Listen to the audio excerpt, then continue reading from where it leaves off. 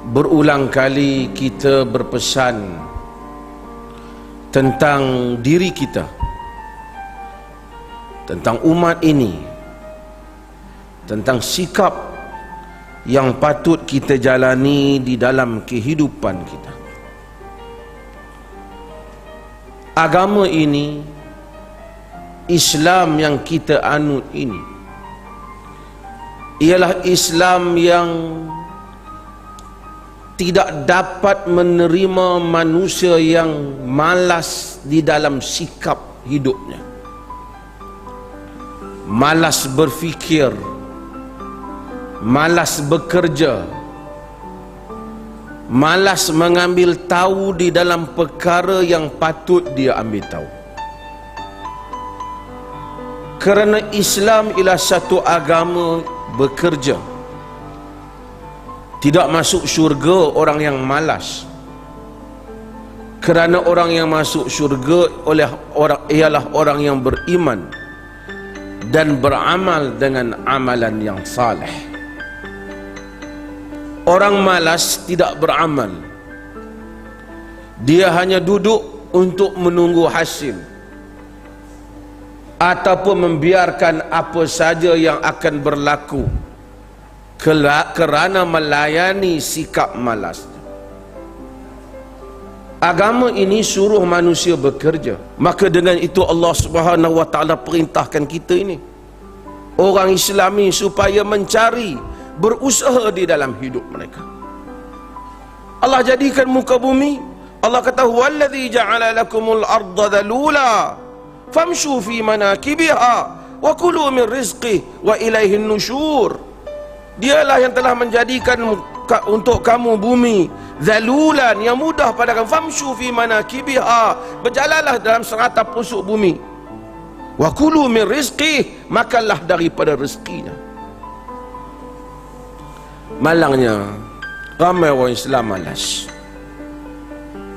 Sedangkan Nabi ni doa, jangan bagi malas.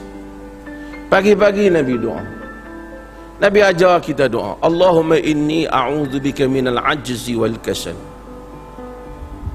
wa minal jubni wal bukhl. Allahumma inni a'udzubika minal hammi wal hazan wa a'udzubika minal ajzi wal kasal. Ya Allah, minta jauh daripada duka cita dan bimbang, dan minta jauh daripada lemah dan malas. Sebahagian orang Islam ni malas atau fikir pun dia malah nak fikir. Lalu dia ikut apa yang betul ataupun tak betul. Dia tak kisah, dia tak tanya betulkah fakta ni. Sehingga kerana malas itulah berlakunya eksploitasi kepada agama. Yang semayang, contoh yang lebih jelas, daripada kecil dia semayang sampai ketua, alhamdulillah. Tapi dia malas nak semak. Kenapa dia rokok macam tu? Kenapa dia sujud begitu? Apa yang Nabi baca? Orang buat kursus bagaimana bacaan-bacaan Nabi SAW untuk dilihat dan diteliti. Dia malas ambil tahu. Rumah dekat dengan masjid dalam negeri ini, ramai orang tak datang mengaji. Tok guru datang ke masjid dia, ustaz datang mengajar, dia tak datang ke masjid, malas. Lebih teruk apabila malasnya itu menjadi masalah kepada orang lain. Suami yang malas bekerja dan mengharapkan isteri,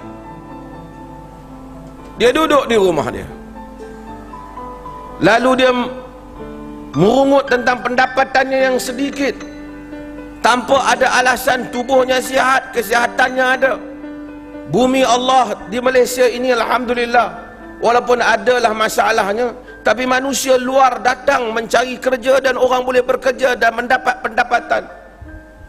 Sebahagian orang di kampung, bukanlah semua, di kalangan mereka tubuh sihat, mereka tak mau kerja, mereka tunggu bantuan.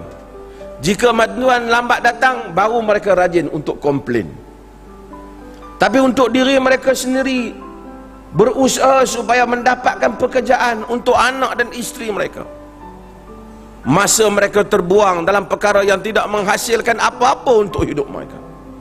Tidak mereka mengaji, tidak mereka mempelajari, tidak mereka bekerja.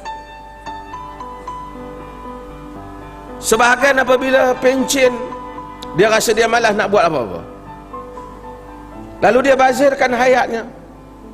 Berjam-jam, hari-hari dia di kedai kopi, tanpa memberi apa-apa yang membangunkan dirinya, membangunkan amalnya, membangunkan pengetahuannya.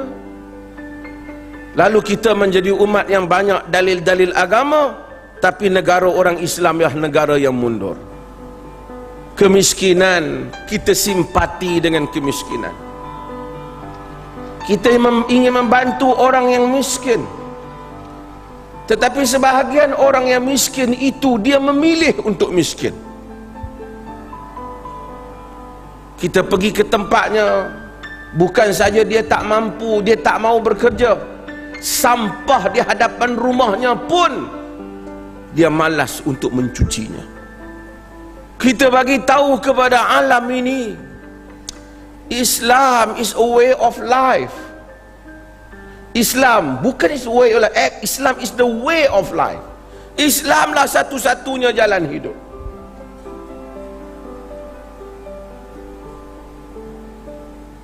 Pun begitu, kita tak jadikan orang tak dapat melihat Islam sebagai jalan hidup.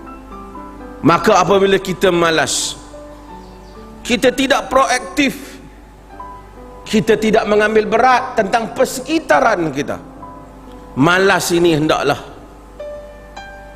dibuang daripada masyarakat Islam. Bukan masalah agama, tapi ia adalah masalah sikap.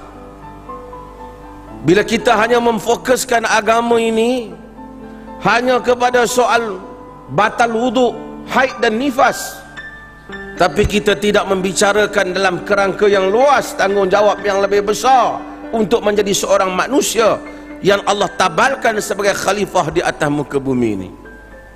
Nabi SAW dalam hadis yang diriwayatkan oleh Al-Imam Al-Bukhari menyebut, la an yahtatiba ahadukum juzmatan ala dhahrihi khairul lahu min an yas'ala ahadan yu'tihi aw yamna'u.